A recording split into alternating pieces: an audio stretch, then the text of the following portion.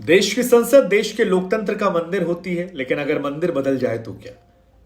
मंदिर बदल रहा है। आपको बता दें, पुरानी संसद भवन में कामकाज जो है वो बीते दिन की बात है और आज जब आप सुबह उठ रहे हैं तो एक नई संसद भवन का आगाज होगा जहां नेता नए सिरे से बैठते नजर आएंगे। लेकिन क्या आप जानते हैं इस संसद भवन की कहानी? संसद भवन कैसे बनाई गई, क्यों बनाई गई, कौन कौन सी स्मृतियां हैं जो यहां पर हुई हैं, कौन कौन से बड़े हादसे, कौन कौन सी बड़ी घटनाएं, कौन कौन से ऐतिहासिक क्षण हुए हैं? क्या आप इस बात को जानते हैं कि यही वो संसद भवन थी जहां कभी क्रांतिकारी भगत सिंह जी ने बम फेंका था? क्या आप जानते हैं कि यही संसद भवन थी जहां पर कभी लाल बहादुर शास्त्री जी ने कहा था कि आप एक टाइम का खाना खाइए? क्या आप जानते हैं कि 144 खंभों पर जो ये इमारत खड़ी है जिससे हिंदुस्तान की इबारत लिखी गई, इसे 96 साल पहले अंग्रेजों ने बनवाया था, उन अंग्रेजों ने जिन्होंने हम पर अनगिनत सालों तक हुकूमत की थी।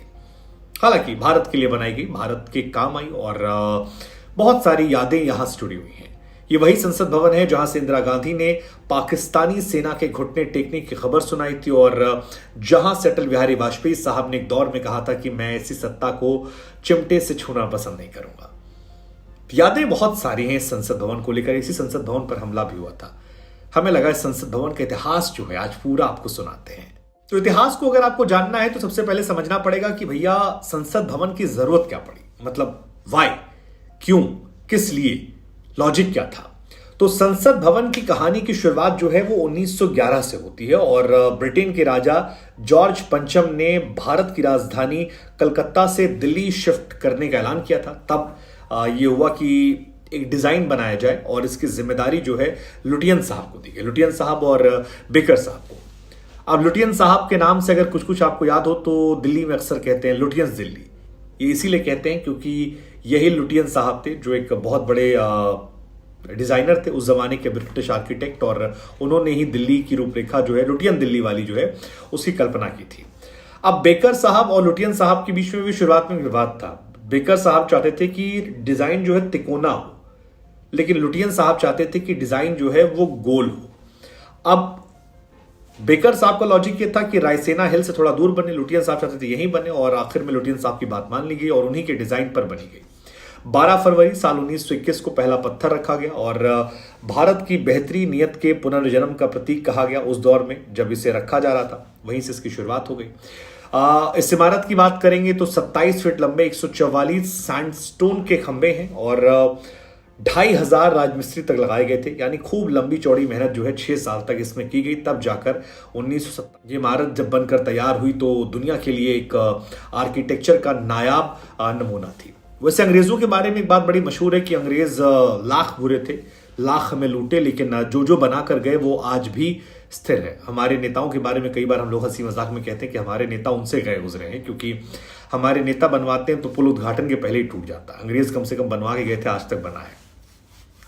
उस जमाने में जब ये बनी थी तब 83 लाख रुपए की लागत आई थी और 10 ग्राम सोने की कीमत उस दौर में 18 रुपया होती थी, तो काफी पैसा खर्चा हुआ था। उसके बाद 18 जनवरी 1927 को उस टाइम जो वायसराय थे लॉर्ड इरविन अपनी शाही सवारी से यहां पर पहुंचे।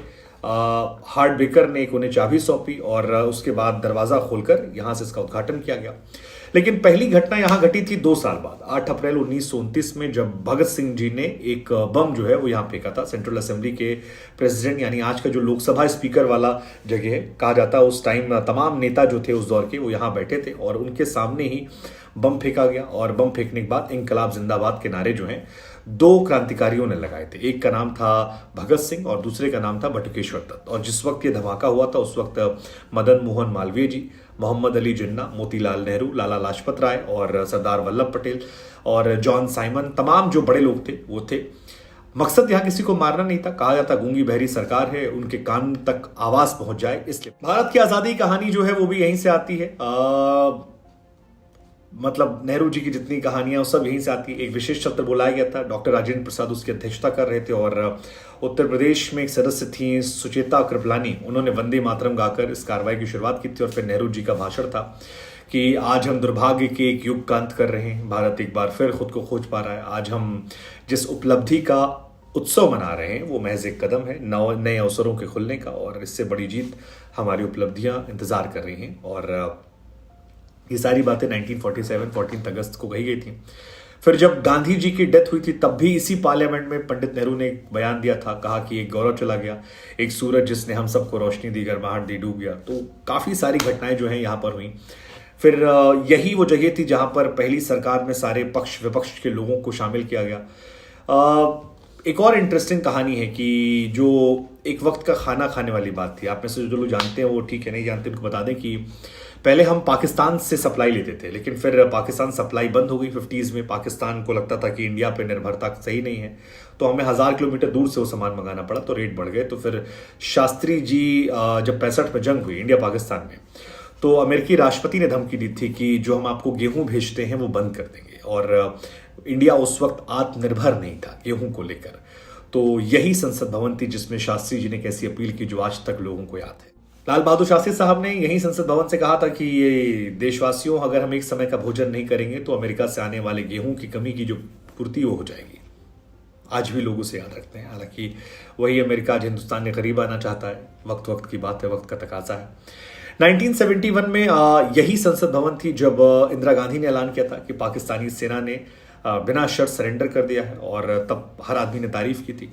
फिर यही संसद भवन थी जिसने 1975 में देखा कि इंदिरा गांधी कैसे इमरजेंसी का ऐलान करती हैं, और 21 जुलाई 1975 को deputy home minister FM Mohsin ने राष्ट्रपति द्वारा लगाई गई इमरजेंसी घोषणा की। और संसद में तमाम मुद्दे जो उठाए थे उनके अधिकारों को सस्पेंड करने के विरोध में कई सांसदों ने सरकार के खिलाफ प्रदर्शन किए। सोमनाथ चटर्जी, इंद्रजीत गुप्ता, तमाम लोग थे।